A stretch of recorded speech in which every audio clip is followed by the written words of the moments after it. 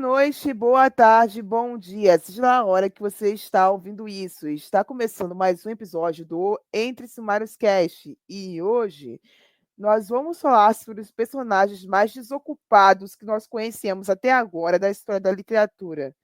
Agora, por favor, roda a vinheta.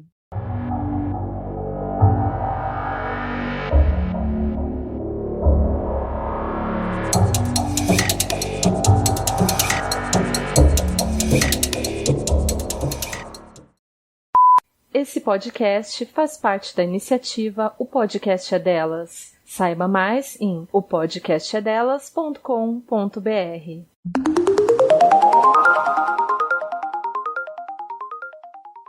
Esse tema não foi escolhido por nenhum de nós três, esse tema foi dado por uma das nossas ouvintes e apoiadoras, a escritora Mariana Teixeira. E basicamente a ideia é nós fazemos uma lista de personagens que nós conhecemos dentro das narrativas da literatura que são desocupados, que não possuem vida própria. Ao todo, nós vamos ter no final desse programa 9 personagens que são bastante desocupados, muito bem classificadas por aqui. E nem todos os livros citados durante esse episódio serão boas recomendações de leitura. Então, vocês, pelo amor de Deus, saibam separar uma coisa da outra. Tá? Obrigada. Podemos? Ou vocês vão querer dizer mais alguma coisa além disso? Então vamos aos nomes, aos bois. Eu vou começar com o Michael. O Michael é um dos personagens secundários do livro Viralizou, dos autores Juan Julián e Igor Verde. O livro foi editado pela Galera Record. O Michael é o personagem que é namorado da protagonista, que é a Thalita Bumbum. Ele é o jogador de futebol de um time muito fracassado, que é o Volta Redonda. E ele viveu durante anos às custas dos pais. E depois ele foi viver às custas da namorada famosa dele, que é uma funkeira de sucesso precoce. E ele nunca faz nada de útil ao longo do livro. Ele se machuca, então ele logo não pode mais jogar futebol. Quando ele volta, entre aspas, recuperado, ele resolve se enfiar em uma história onde ele dá em cima de uma garota e espalha uma fofoca dele para prejudicar a carreira da namorada dele. Aí depois descobre-se que o relacionamento entre ele e a namorada dele, que depois vira noiva, é aberto. Então, na teoria, ele poderia fazer isso. E mais à frente descobrem que essa namorada dele tem um relacionamento exterior com outra pessoa que também é extremamente fracassado. Ou seja, a Thalita atrai, durante o percorrer desse livro, homens que querem viver na aba dela, homens que querem viver em cima das custas dela. E acabam relacionamentos de forma muito ridícula. O Michael acaba se salvando ao longo do livro, se tornando um personagem divertido e engraçado de acompanhar, mas por toda a vida ele continua sendo desocupado. Ele não arranja nada de útil, nada de gratificante para fazer dentro desse livro. Mas isso não é um demérito da obra como um todo. É o próximo da minha lista. É o Ignácius Pérez, é o Ignácius Petrius Pérez, ou simplesmente Ig, que é o filho de um casal rico de músicos no Zewa. Eu estou falando do protagonista do livro O Pacto, do autor Joy Hill, que é editado pela HarperCollins. O Ig é um cara inteligente, criativo, mas nada na vida desse homem deu certo. Ele tentou ser pianista e deu errado, porque o professor dele era alcoólatra e não ensinava as coisas para ele direito, e ficava, na verdade, roubando o uísque da casa dele, da casa do pai dele, enquanto ele tentava ensinar piano para o Ig. Ele tentou ser trompetista, como o pai e o irmão dele são, mas deu errado porque ele sofre de asma, então ele não conseguia produzir oxigênio suficiente para poder respirar e soprar o instrumento ao mesmo tempo. O Ig até demonstra uma certa vontade vontade de mudar de vida, criar uma família, fundar um negócio dele, viver um sonho americano, depois que ele conhece a namorada dele, que é a Mary, mas a Mary é assassinada, acho que, tipo, 3 ou 4 anos depois que eles começam a namorar e provavelmente chamar a filha de casados juntos. E ele é declarado como o principal suspeito do assassinato dela. E a polícia começa a persegui-lo daí, então. E logo depois, ele é possuído por um demônio. Então, tudo na vida do Iggy deu errado. Mas a maior parte do tempo, ele passa o livro sendo sustentado por uma espécie de mesada dos pais. E ele não consegue se fixar em emprego algum. E depois que o demônio chega na conversa, tudo piora. Mas é um livro de horror, eu não podia querer que fosse feliz essa história, não é mesmo? E por último, eu falar de Margaret White, que é a mãe da personagem Kelly White, em Kelly, a Estranha, de Stephen King. Essa senhora, ela vive da pensão do marido dela falecido. Eles eram um casal muito do infeliz, então ele depois de morto se tornou mais útil para ela do que quando ele era vivo. Ele abusava fisicamente e psicologicamente da Margaret White, e ela, ao invés de proteger a filha, retribuía os abusos do marido em cima da filha. A Margaret, ela nunca arrumou um trabalho depois que o marido morreu. Passou muito tempo sendo sustentada somente pelo emprego dele, que ele trabalhava numa empresa de construção. E ela trabalhava durante algum tempo numa lavanderia, mas ela depois se autodemitiu porque ela achou que o patrão dela trabalhasse pro diabo. E as coisas giram. Aliás, tudo na vida da Margaret gira em torno do diabo.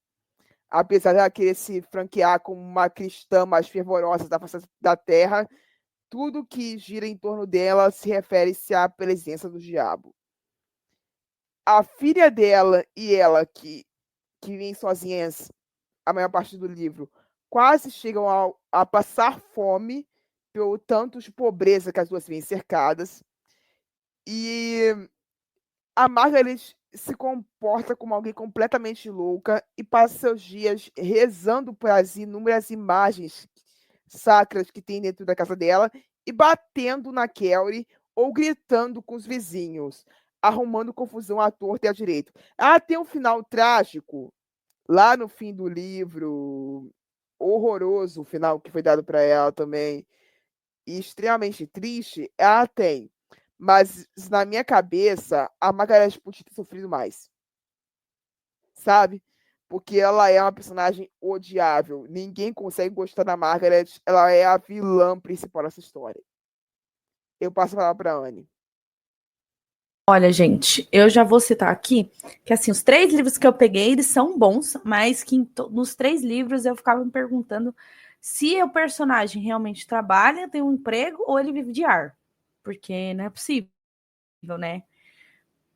Vou começar com o mais polêmico e, assim, o mais tranquilo dessa lista, que é o Hades, né? De Um Toque de Escuridão, da série Hades e Persephone, da Scarlett St. Clair. Porque, assim, ele é... Tudo bem que ele é um deus, né? A começar. Mas ele tem um monte de clubes, ele mexe com os negócios meio obscuro, ele tem umas coisas ligadas com a máfia e tal. E, assim, eu li 3 livros da série, inclusive todos maravilhosos, mas eu acho que dos 3, ele apareceu realmente trabalhando pouquíssimas vezes, né? E todas as vezes que a gente percebe que ele trabalha, ou de certa forma está ligado com o trabalho dele, foi vezes que a Perséfone precisava saber de alguma coisa. Ou, por exemplo, quando ela vai fazer entrevista com ele, ou quando ela conhece ele pela primeira vez, que ela vai para Nevernight. Então parece que em todos os momentos que ele trabalha, a Perséfone tem que ver que ele está trabalhando, que ele não é um desocupado, né? Não vai garantir uma vida de boas bonanças para ela. né? Ele não é tão, assim, desocupado, mas ele não trabalha. Ele vive ali com as outras pessoas trabalhando para ele, tá? Aí, com essa mesma pegada, a gente tem o Luke Brooks.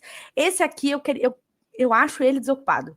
E aí eu vou explicar por quê. Gente, em Feita para Mim, da Lara Sage, a gente tem esse cara, né, que mora no interior. Ele tem um pub bar ali, né, que toda noite, assim, perto dos finais de semana, tem uma galera tocando. Ele é o dono, ele que cuida de tudo. Ele conseguiu fazer o bar ter uma atenção porque ele estava falindo. E nas manhãs, entre aspas, na parte da manhã, ele ainda dá aula de equitação para crianças no rancho de Rebel Bull. Só que assim, quando a Amy, que é a nossa personagem principal, volta pro rancho, a gente tem uma primeira cena onde o Luke aparece trabalhando, né? Porque ele estava no bar dele. Só que aí, depois disso, o Luke não trabalha mais. Juro pra vocês, porque assim, o foco do personagem da Amy é que ela sofre um acidente e ela tá com receio de voltar a montar e competir, né? Porque ela compete. E ele, do nada, fala assim: opa, meu bem, não tem problema, eu vou te ajudar, eu vou te dar aula de equitação para você voltar a competir. E assim, juro pra você, gente, a dele é só a parte do começo. A gente vê a primeira cena, depois a gente vê a Amy descobrindo que ele é professor das crianças, e depois disso, ele deixa lá o cara cuidar do bar dele, ele fica lá no bem bom com a Amy, ajuda ela, depois eles começam a se relacionar, aí que ele não trabalha mesmo, né? E ainda por cima, ele cede as poucas aulas que ele tinha, né, para que ela assuma e fique na cidade. Ou seja, ele, além de desocupado, ele cede o próprio emprego pelo amor dele. Desocupado sim, mas um fofo. Entende? É bem isso. Eu não sei se o segundo livro tá nessa mesma pegada. Eu espero que não. E eu acho que não. Porque a proposta é um pouquinho diferente. Eles vão construir uma pousada. Mas nesse primeiro livro, o Luke não trabalha muito não, galera. Que bom que a Amy tem um rancho. E o meu terceiro personagem não é só o personagem, é o casal em si. Porque a gente tem o Rael e o Davi,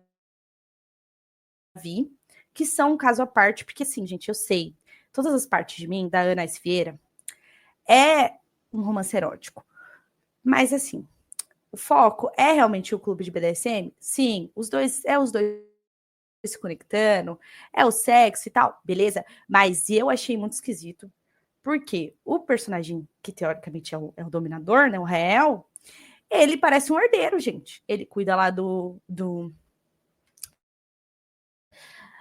clube, entendeu? Porque ele é o dono. A gente vê um pouquinho do passado dele. Ele não era o dono, do nada ele virou dono, tá? Então ele parece um herdeiro muito rico que vive de ar e sustenta o namorado. E aí tudo em volta deles é só o clube mesmo. E a gente ainda tem o único ponto que faz você pensar, olha só, eles não são desocupados, eles têm um emprego, eles trabalham, é que no segundo livro, porque no primeiro eles só ficam lá, gente, só o clube e a casa do Rael, o clube e a casa do Rael, só isso. Porque no segundo livro, né, a gente tem o irmão do Davi, que vem lá do interior dos Cafundé do Jovem para São Paulo, encontra o irmão que tá se casando com o Rael, né? E aí, como ele tá sem emprego, ele fica na casa do Rael. E aí você começa a perceber que, na verdade, o clube é um empreendimento, que existe realmente uma roda ali girando, porque o irmão do Davi recebe um emprego e começa a trabalhar de garçom por lá. Porque de resto, meu amigo, não tem. É todo mundo desocupado, todo mundo com o dia, a tarde e a noite livre para ter um relacionamento. E é isso. Mas os livros são bons, gente. Eu recomendo todos, são maravilhosos. Eu passo a palavra para Yasmin. Fazendo essa lista, eu percebi que é muito difícil você pegar um negócio de tipo inimigo do CLT quando você lê muita fantasia, Porque, assim, tudo bem, a pessoa não trabalha de CLT, mas ela está se fudendo de outras formas, aí fica meio complicado. E também eu percebi que a maior parte dos meus protagonistas que eu já li, eles estão na fase de adolescência para jovem adulto, entendeu?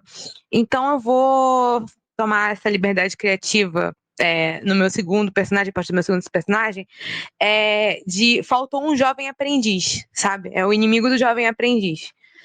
Eu vou tomar essa liberdade sem a permissão da Rai, tá? Mas é isso, gente. Vai fazer o quê? A culpa é minha? Provavelmente, mas aí fazer o quê? O meu primeiro personagem, ele trabalha, só que, inclusive, é um livro que eu peguei emprestado com a Rai também. O Norman Daniels, de Rosemary. Por que eu botei ele aqui? Ele trabalha, ele é policial e tal. Mas eu acho que ele é muito preocupado. Sabe? Eu acho que ele é muito. A gente voltou. Porque se tivesse. Não, ó, presta atenção. Porque se ele tivesse realmente com trabalho pra fazer, que eu acho, né, que policiais deveriam ter trabalho pra fazer, o cara não cruzava o país atrás da esposa, entendeu? Eu acho. Sabe, eu tenho esse Entendi. pensamento assim, quando a pessoa ela tem muito trabalho pra fazer, ela não faz esse tipo de coisa. Então, Nesse contexto, eu até concordo com você nesse sentido. Mas o livro deixa claro que o Norman pediu licença para fazer isso.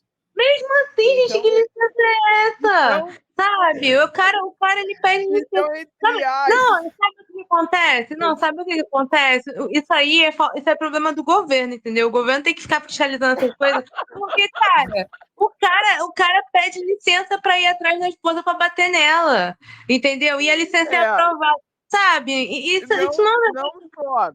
Ele não Então, só pede licença para ir atrás da esposa para bater nela, ele sai batendo em todo mundo que ele encontra pela frente. exatamente, entendeu? E aí eu venho com um questionamento pra você. Se a pessoa tivesse uma pilha de papelada pra fazer, ela fazia isso? Não fazia, entendeu? Ele ia estar com tanto trabalho pra fazer que ele ia pensar, porra, vale a pena? Não vale a pena, entendeu? Então esse é o meu raciocínio. Isso aí é falta de, tipo assim, não é falta de CLT, porque ele é CLT, só que ele é o CLT que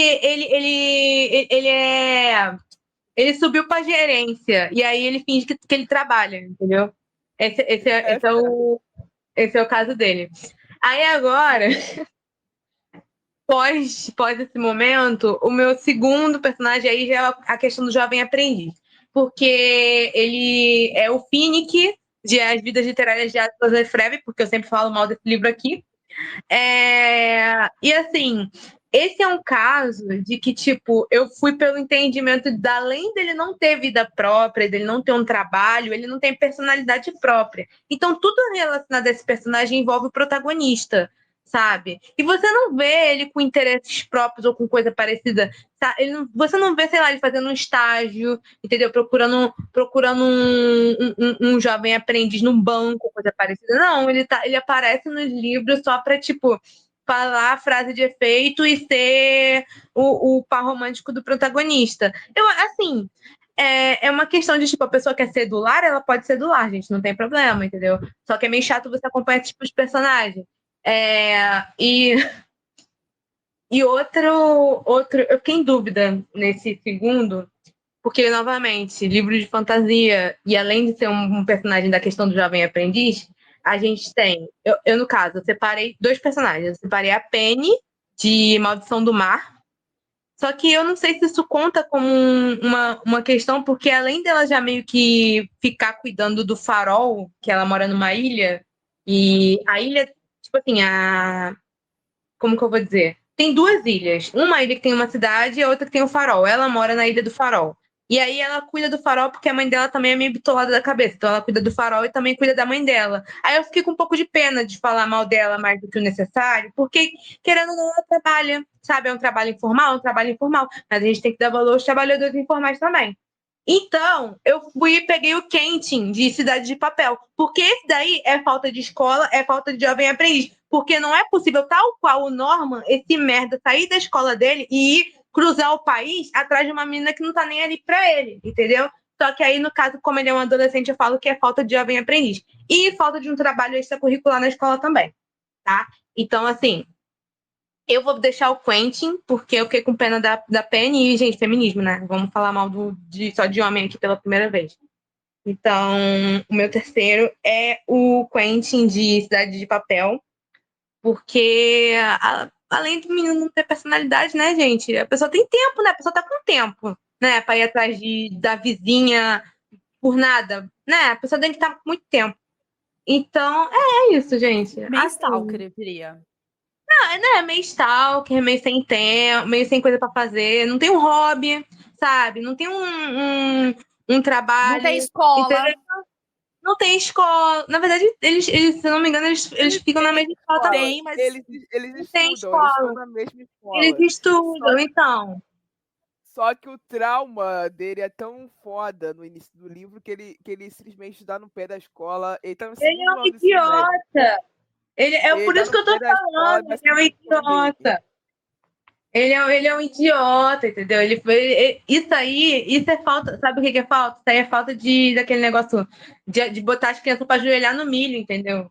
Isso aí é falta desse tipo de coisa, porque não é possível pegar a pessoa. É falta Não, e além de um de ECA. Não, e além da pessoa se ferrar sozinha, não, ele quer levar os amigos também. Fazer os amigos dormir em parque abandonado, entendeu? É esse tipo de coisa. Então, assim, eu acho que começa já ir com um negócio que realmente esse menino ele tinha que estar no Jovem Aprendiz. Porque se ele estivesse fazendo isso, fazendo atendimento ao público, não tava perdendo tempo com isso, entendeu? Tava indo pra casa, tá assistindo novela. É verdade, falta um CCE, né? O CCE faz Faço falta. CIE, exatamente. É CIE, não é? CIE não é o de inglês? É o de inglês e espanhol. Ai, eu não sei. É CIE. Faltou o CIE. Não passei nenhum dos dois, gente. CIE, Senac. Verdade, um Senac. Sim, Ai, vai tá. construir uma galinha robô, homem. Exatamente. Entendeu? Esse é o problema, sabe? A juventude, ela tá muito complicada. Nossa senhora, isso aqui foi um caos. Mas, enfim, gente, só para ir caminhando para o encerramento, quero fazer uma consideração extra aqui sobre o Norman Daniels. O Norman, ele tinha uma fama de policial corrupto antes dele tirar essa licença. Então, É o que eu tô falando, é culpa do governo.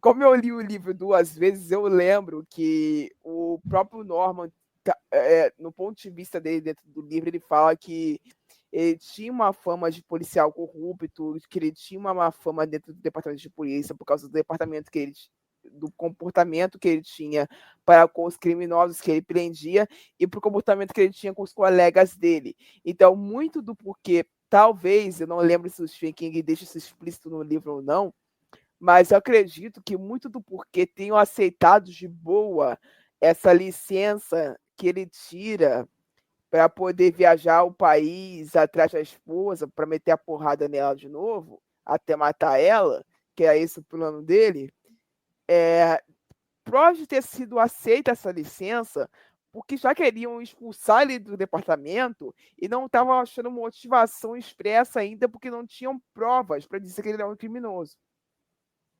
É por isso que eu tô falando que esse cara, ele não trabalhava.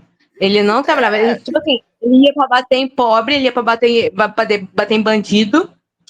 E ele ia lá bater pontos assim, entendeu? O ponto dele, ele batia no cocoroco do bandido, entendeu? Mas assim, ele não trabalhava. Ele não trabalhava, sabe? A pessoa tem a carteira assinada, mas cadê que trabalha? Não tem, não trabalha. Cara, esse livro, quem não leu, vai atrás, porque assim, é uma história muito complicada. É cheia de coisas como essa, sabe? Cheia de situações extremamente complicadas. É uma ótima história para você fazer um estudo de caso, sabe?